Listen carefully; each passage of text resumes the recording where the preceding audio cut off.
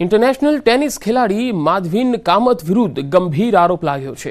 અમદાવાદના માણેકબાગ અને જોધપુર 4 રસ્તા પાસે યુવતીના એસ્કોર્ટ ગર્લ સર્વિસના નામે પોસ્ટર લગાવ્યા હતા, જે અંગે સાયબર ક્રાઇમમાં ફરિયાદ નોંધાઈ હતી, જેથી સાયબર ક્રાઇમે પોસ્ટર લગાવનાર શખ્સની તપાસ કરતા માણેકબાગ પાસેના એક સીસીટીવીમાં ટેનિસ ખેલાડી માધવીન કામતનું બાઇક જોવા મળ્યું હતું, જ્યાં એક વ્યક્તિ થાંભલા પર પોસ્ટર લગાવે છે। જો કે વ્યક્તિની ઓળખ થઈ નથી, જેને લઈ સાયબર ક્રાઇમે એ દિશામાં તપાસ હાથ ધરી છે।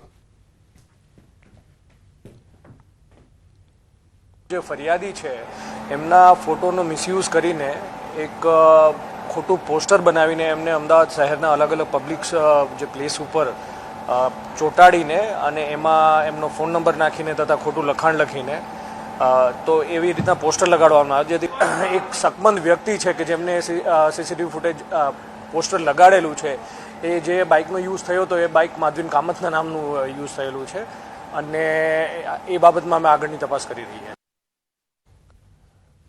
કચ્છમાં ટ્રક ટ્રાન્સપોર્ટ એસોસિએશનની મળેલી બેઠકમાં બે પક્ષોએ ઘર્ષણ થયું। 10,000 ટ્રક માલિકોના હિત માટે બેઠક મળી હતી। આ બેઠકમાં ઘર્ષણ થતા પોલીસને દરમિયાનગીરી કરવી પડી। કુકમા ખાતે મળેલી બેઠકમાં એસોસિએશનના હોદ્દેદારો બદલવાના મુદ્દે બેઠક મળી, જેમાં વર્તમાન પ્રમુખ અને પશ્ચિમ કચ્છના પ્રમુખની દાવેદારી બાદ બે જૂથો સામસામે આવી ગયા। વડીલ માર્ગદર્શક મહેન્દ્રસિંહે જ્યારે મારું નામ ઘોષિત કર્યો અને એમાં મને જનતાએ સમર્થન આપ્યું, હજી પણ જનતા બેઠી છે। જે કોઈ વિઘ્ન સંતોષી હતા, જેને પણ રોડા નાખવા હતા એ નાખીને જતા રહ્યા, બિન આમંત્રિત આવી અને અહીંયા વિઘ્ન સંતોષ ઊભો કર્યો છે। મારી સાથેની જે કોઈ ટીમ છે એને ઘોષિત કરવામાં આવી છે। ધારાસભ્યશ્રીને પોતાની ગરિમા જાળવવી જોઈએ। અહીંયા બધાએ સર્વ ટ્રક માલિક છે, એટલે મેં પહેલા જ કીધું વિઘ્ન સંતોષીઓ બિન આમંત્રિત હતા। જે નવગણભાઈ આહિર હતા પ્રમુખ, એનો સખત વિરોધ છે।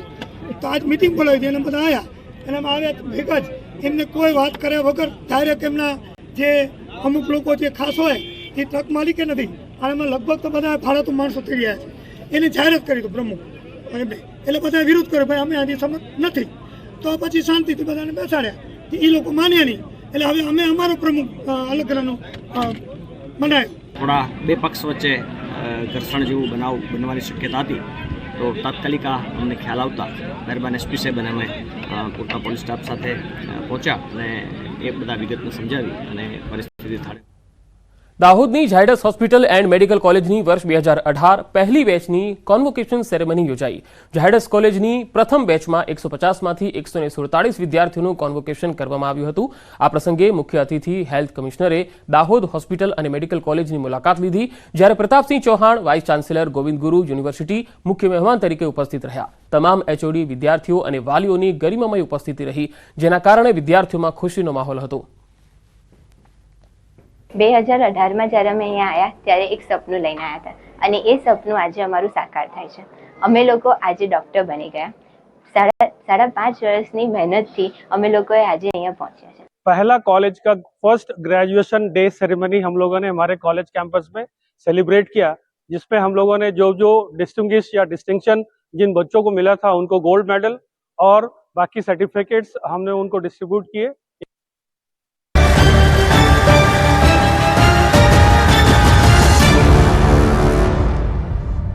मेरे खाते છે ફોર્મ રદ થતા કાર્યવાહીમાં છે તેવો દાવો પણ કુંભાણીના પત્નીએ કર્યો। બધાનું સાહસ કરીને હું અહીંયા અમે બોલી અને ઉપર જતા રોષનો પોટલો અમારી ઉપર જો એ લોકો તો એમના રાજકીય શકતા હોય, પણ જેનું ઘરનું માણસ નથી, જેના એના પોતાના ઠેકેદારો સગા, એ બધાને અમારે જવાબ દેવો છે। અમારી ઉપર ફોન આવે છે, ક્યાં છે અમારા ઘરના માણસો, એમ એનો બધું જાણકારી લેવા માટે પણ એ માણસ કંઈક તો કાર્યવાહી કરતો હોય ને। કાર્યકરોની હેરાનગતિ થતા કુંભાણીના પત્નીએ પોલીસ બોલાવી હતી। હાલમાં કુંભાણીના ઘર બહાર પોલીસ તૈનાત છે। આ દરમિયાન ભાવુક થયેલા નિલેશ કુંભાણીના પત્નીએ કહ્યું કે સાહસ કરીને મીડિયા સામે બોલતા રોષનો ટોપલો તેમની પર ઢોળાયો છે। કેટલાક લોકો રાજકીય રોટલા શેકે છે। સુરત કોંગ્રેસના ઉમેદવાર નિલેશ કુંભાણીનું ફોર્મ રદ થવાના મામલે વધુ એક વળાંક આવ્યો। નિલેશ કુંભાણીના ટેકેદારોએ જે કોંગ્રેસના કાર્યકર્તાઓની હાજરીમાં ચૂંટણી ફોર્મમાં સહી કરી હતી, તે સાક્ષીઓ મીડિયા સામે આવ્યા અને ન્યાયની માંગ કરી। કોંગ્રેસ કાર્યકર્તાઓએ ટેકેદારોની સહીની એફએસએલ તપાસ કરાવવાની માંગ કરી। સાક્ષીઓનો દાવો છે કે તેમની હાજરીમાં જ કુંભાણીના ટેકેદારોએ ઉમેદવારી પત્રમાં સહી કરી હતી।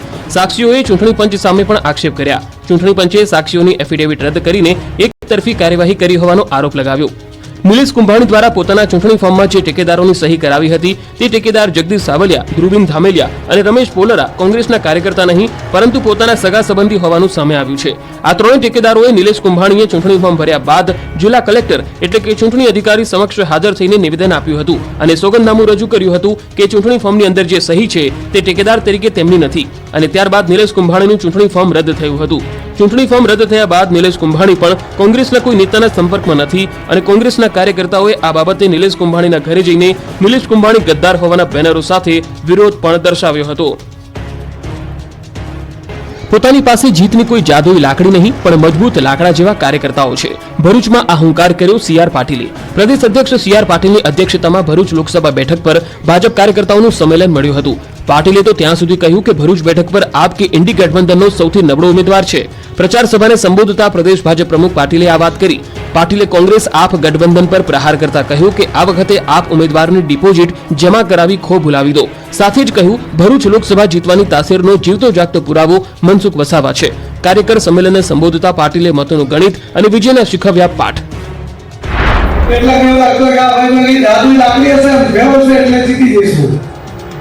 મારી પાસે જાદુઈ લાકડી નથી પણ જાદુઈ લાકડો છે. લાકડો એ લાકડાને તમે જાણો છો? એ લાકડો એટલે ભારતીય જનતા પાર્ટીના કાર્યકર્તા. ભાજપ કોંગ્રેસના બંને ઉમેદવારો જોરશોરથી પ્રચાર કરી ઈડી ચોટીનું જોર લગાવી રહ્યા છે. કોંગ્રેસ ઉમેદવાર ગેનીબેન ઠાકોર દ્વારા આજે થરાદ ખાતે જાહેર સભાને સંબોધવામાં આવી. વડગામના ધારાસભ્ય જિગ્નેશ મેવાણી અને ગેનીબેન ઠાકોર દ્વારા ભાજપ સરકારને આડેહાથ લીધી હતી અને ગેનીબેન ઠાકોરે પોલીસને ફરી એકવાર ગર્ભિત ધમકી આપી હતી. પોલીસ દ્વારા નાના માણસોને દબાવતા હોવાનું ગેનીબેન ઠાકોરે દાવો કર્યો કે પોલીસનું કામ એ કાયદો અને વ્યવસ્થા જાળવવાનું છે. પોલીસનું કામ એ નિષ્પક્ષ ચૂંટણી કરાવવા માટેનું છે. પોલીસનું કામ કોઈ અઘટિત ઘટના બની હોય તો જે ગુનેગાર છે એની સામે પગલાં લેવાનું છે. તમારું કામ ચૂંટણીમાં કોને વોટ આપવા અને કોને ના આપવા એ તમારું કામ નથી. સાથે સાથે ગેનીબેન ઠાકોરે કોંગ્રેસમાંથી ભાજપમાં ગયેલા નેતા ઉપર પણ ચાપખા માર્યા. તેઓએ કહ્યું કે અમે વેચાવ નથી કે વેચાઈ જઈએ. હવે પેપર ફોડવાવાળા લોકોને આપણે ફોડવાના છે. ગેનીબેન ઠાકોરે ચૂંટણી સભા દરમિયાન લોકોને મત આપવા પણ અપીલ કરી હતી. લોકસભા ચૂંટણીના ત્રીજા તબક્કામાં કોંગ્રેસના પ્રચારકો પૂરજોશમાં પ્રચાર કરશે. ગુજરાત કોંગ્રેસ પ્રભારી મુકુલ વાસનિક 24 એપ્રિલથી 5 મે સુધી ગુજરાતમાં રહેશે. આ ઉપરાંત કોંગ્રેસ નેતા પ્રિયંકા ગાંધી અને રાહુલ ગાંધી ગુજરાતમાં પ્રચાર કરશે. પ્રિયંકા ગાંધી 27 એપ્રિલના રોજ વલસાડના ધરમપુરમાં જનસભાને સંબોધિત કરીને પ્રચારની શરૂઆત કરશે. આ બંને નેતાઓ ઉપરાંત તેલંગાણાના મુખ્યમંત્રી રેવંત રેડ્ડી, છત્તીસગઢના પૂર્વ મુખ્યમંત્રી ભૂપેશ બઘેલ, રાજસ્થાનના પૂર્વ મુખ્યમંત્રી અશોક ગેહલોત પણ ગુજરાતમાં ચૂંટણી પ્રચાર કરશે. પ્રિયંકા ગાંધી 5 વર્ષ બાદ ગુજરાત આવશે. પ્રિયંકા ગાંધી છેલ્લે માર્ચ 2019માં CWCની બેઠકમાં ભાગ લેવા ગુજરાત આવ્યા હતા. ગુજરાતમાં ભાજપે PM મોદીની અડધો ડઝન રેલીઓ સાથે તમામ અન્ય નેતાઓને